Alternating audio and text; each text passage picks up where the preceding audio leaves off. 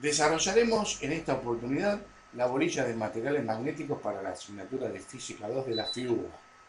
Esta bolilla está basada en el capítulo 8 de los apuntes de electricidad y magnetismo de la cátedra. Estos apuntes están en el campus de la asignatura. Además, como recomendación damos otros libros, como ser Física para la Ciencia de la Ingeniería de McKelvey, Electricidad y Magnetismo de Benjamin Crowell o Teoría del Magnetismo de Kei Yoshida. Bienvenidos a la clase número 1 y muy buena suerte. ¿Cuál es el origen microscópico de los efectos magnéticos en los materiales? En este sentido, el modelo clásico del átomo nos dará una respuesta aproximada a este interrogante. Para este modelo consideramos un electrón orbitando un núcleo a una velocidad v. En estas condiciones se genera un vector denominado momento angular que es proporcional a la masa del electrón, a la velocidad de rotación y a la distancia orbital. Este vector es perpendicular al plano del área de la órbita generada.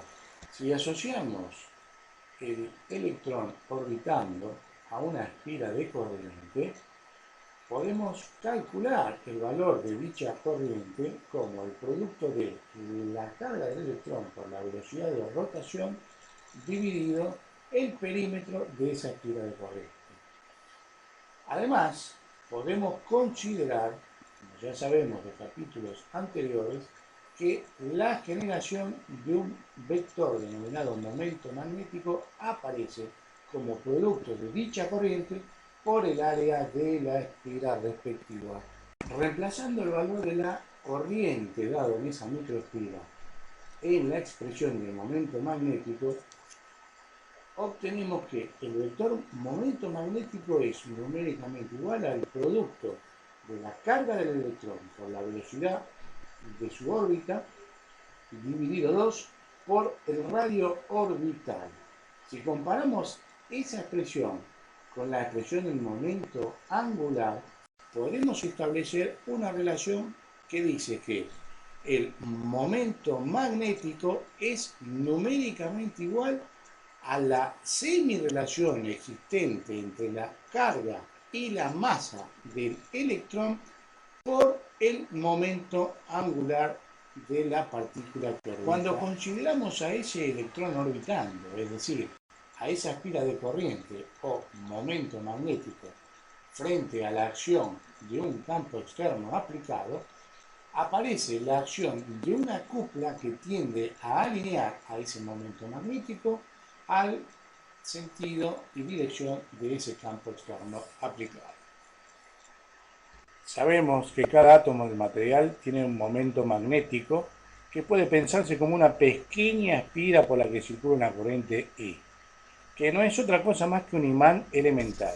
En este modelo, las corrientes asociadas a los momentos magnéticos elementales reciben el nombre de corrientes de magnetización y se simbolizan con I sub m. Y definimos el vector magnetización m como el vector que da cuenta de la cantidad de momentos magnéticos elementales por unidad de volumen en el interior del material magnético, y consideramos que estamos trabajando en el Sistema Internacional de Medidas, su unidad será el ampere sobre metro. Si tomamos un toroide de un material magnético que se encuentra magnetizado uniformemente en su dirección azimutal y en su interior consideramos que cada átomo se comporta como un momento magnético elemental o una pequeña espira, entonces la superposición de todos los momentos magnéticos sobre una sección transversal de este toroide da una corriente de magnetización neta I sub m que circula en la superficie externa del mismo.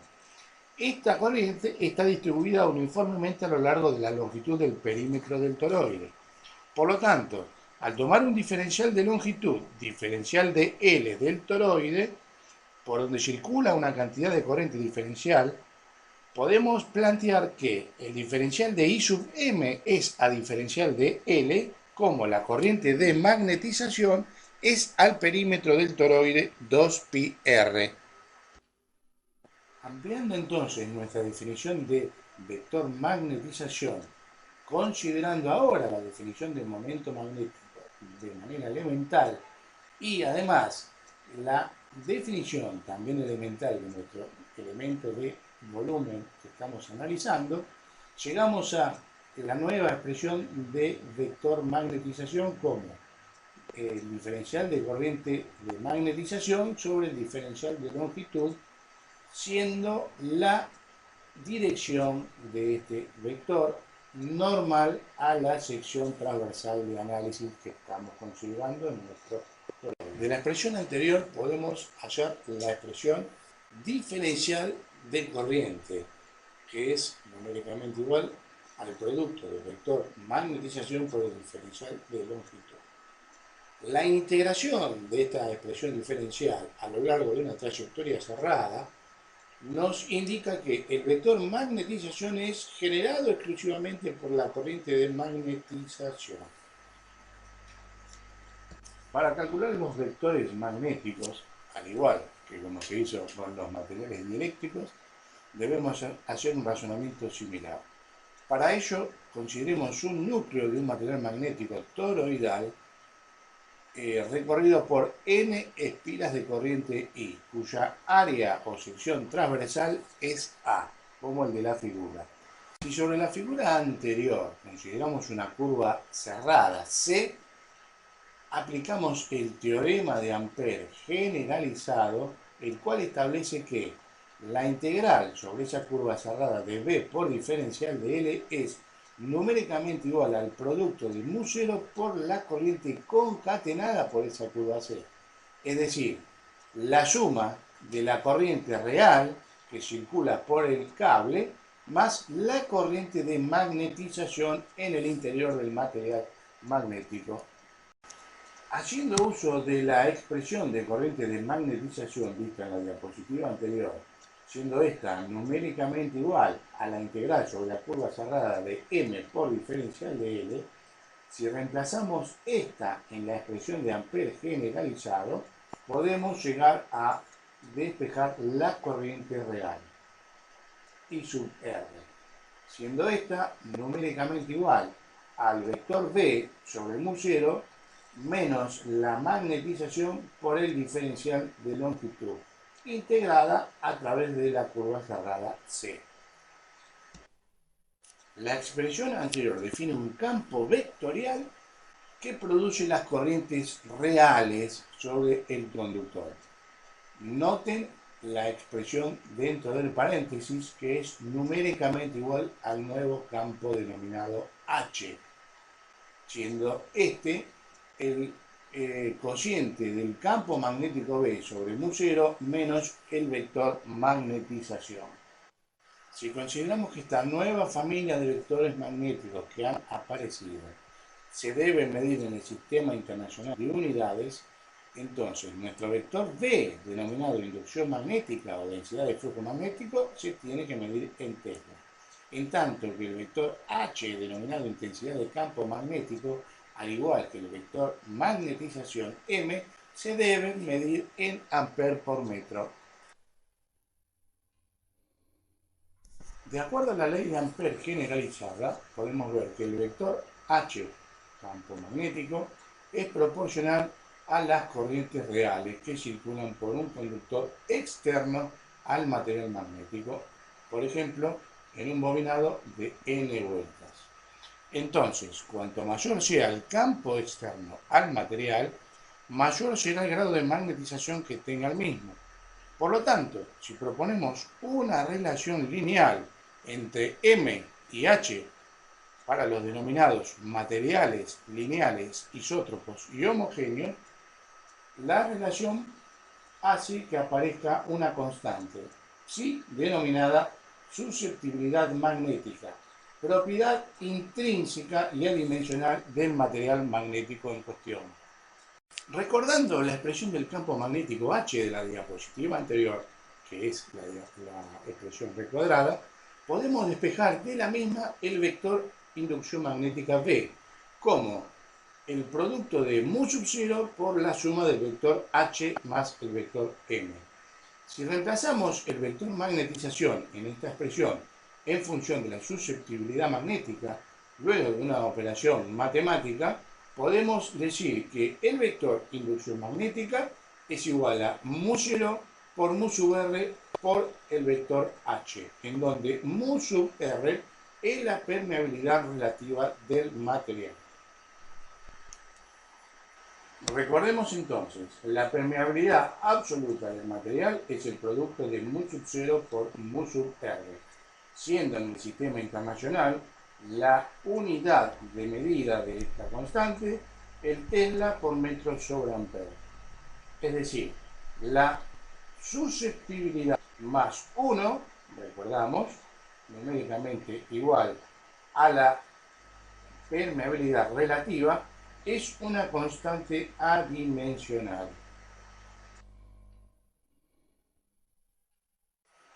Las ecuaciones fundamentales de la magnetostática en presencia de materiales magnéticos son las relaciones asociadas con la divergencia y el rotor de los campos magnéticos, que en sus versiones integrales son el teorema de Ampère generalizado y la ecuación de inexistencia de los monopolos magnéticos, o integral de B por diferencial de S igual a 0. Esta última ecuación indica que experimentalmente nunca se encontraron los monopolos magnéticos como entidades aisladas. Dicho en otras palabras, cuando hablamos de materiales magnéticos, hablamos que el espécimen mínimo e irreducible de dicho material es el dipolo magnético. Es decir, que no existen cargas magnéticas entendidas como escalares que puedan ser encontradas en forma aislada dentro de estos materiales.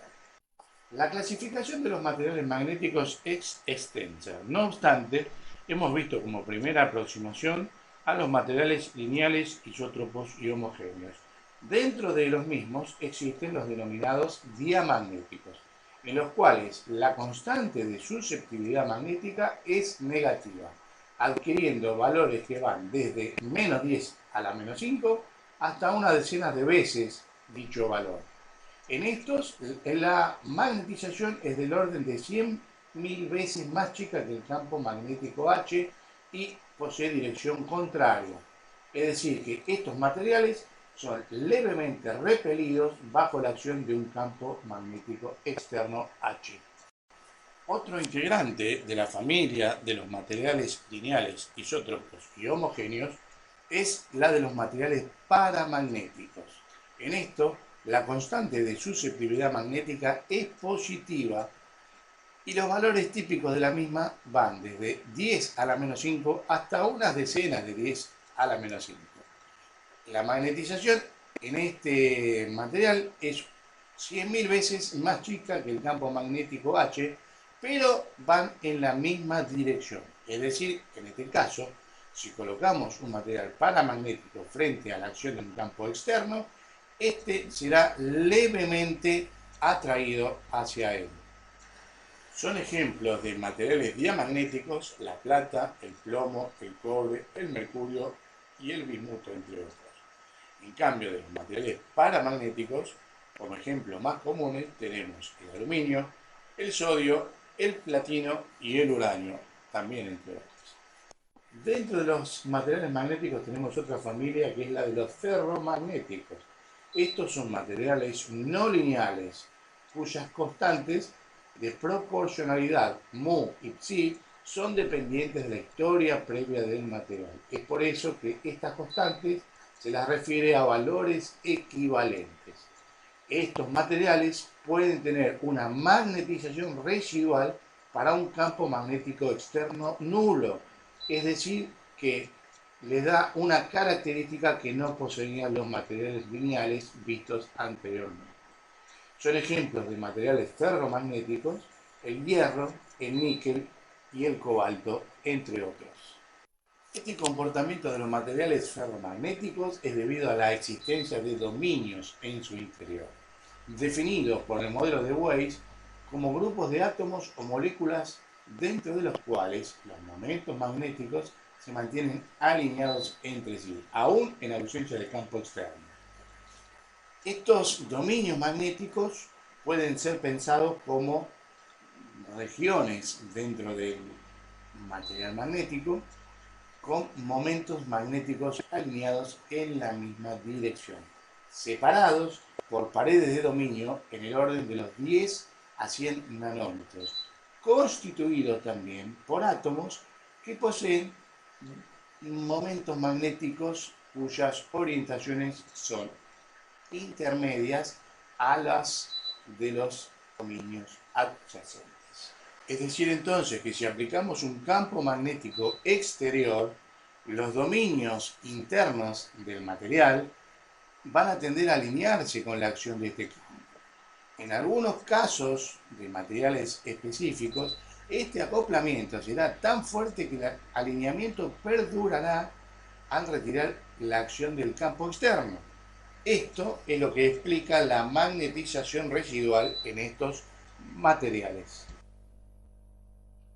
Para estos materiales ferromagnéticos no podemos escribir una relación funcional, ya que los valores de mu y psi dependen fuertemente de la historia previa del material magnético, de la composición química y de las características con las que éste fue preparado. No obstante, a la no posibilidad de uso de relación funcional alguna, es muy conveniente poder seguir utilizando las ecuaciones constitutivas del material. Por ejemplo, la de B igual mu por H o B igual mu 0 por H más M. La utilización de la relación constitutiva para los materiales magnéticos B igual mu por H hace que la representación gráfica de estos sea una curva de magnetización en función del campo denominada histéresis magnética. Esta curva nos permite seguir haciendo uso de esta relación para distintos valores de campo aplicado en estos materiales. Analizándose distintas curvas de histéresis magnética, pueden diferenciarse dos tipos de materiales. Aquellos que pierden su magnetización fácilmente cuando se retira el campo externo, lo que se denominan materiales magnéticos blandos, y los que mantienen la magnetización al quitar el campo aplicado de manera externa. Los primeros se utilizan para fabricar transformadores o circuitos magnéticos, que veremos más adelante. Los últimos, duros, se utilizan para la fabricación de imanes permanentes. En la próxima clase de materiales magnéticos veremos las condiciones de frontera o de borde cuando coexisten dos materiales magnéticos con permitividad absoluta, mu sub 1 y mu sub 2.